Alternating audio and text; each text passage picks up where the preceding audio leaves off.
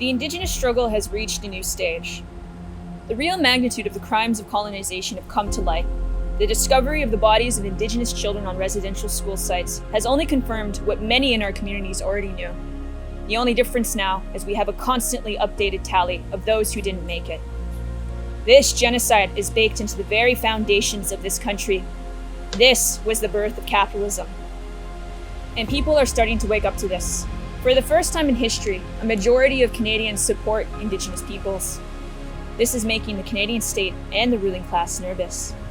They are doing everything to attempt to co-opt the movement. They dress themselves in progressive clothing with meaningless gestures. We now have an Indigenous Governor General, but this changes nothing. It will not stop the oppression of Indigenous peoples. Companies still invade our land, and the RCMP will still back them up. Or a layer of well-to-do Indigenous leaders will be bought out. The latter tactic also changes nothing. It simply leaves us with an Indigenous capitalism to fight against. This can be seen in the actions of various Indigenous governmental bodies, with some even investing in destructive and invasive pipelines, for example. Shameful. This is not a solution. Our struggle has been and continues to be anti-capitalist to its core.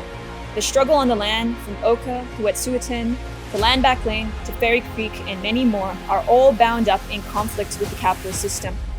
This is why I am a socialist. I, and many other Indigenous socialists, firmly believe that the best way to fight for our liberation is to fight to overthrow the capitalist system in order to transform society along socialist lines. To this, I at times receive pushback. Some people claim that Marxism and socialism is a white ideology and has nothing to offer the struggle. I firmly disagree. Socialism means democratic control and communal ownership of the land and its resources. This, in a way, is a resurrection of Indigenous societies. The struggle for socialism is what will enable us to finally mobilize the immense resources of society into providing a decent living for Native people, to finally end the centuries of oppression and exploitation. But this won't be handed down. Revolution is the only way we can take control away from the capitalist class. We need to revive the best traditions of the Red Power movement.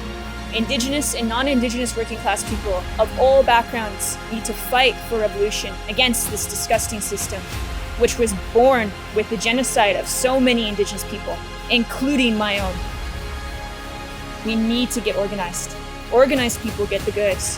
What we need now, more than ever, is to connect this struggle with all struggles against capitalism.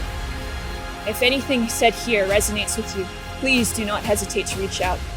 The world is so messed up, but it doesn't have to stay that way. To hell with reconciliation.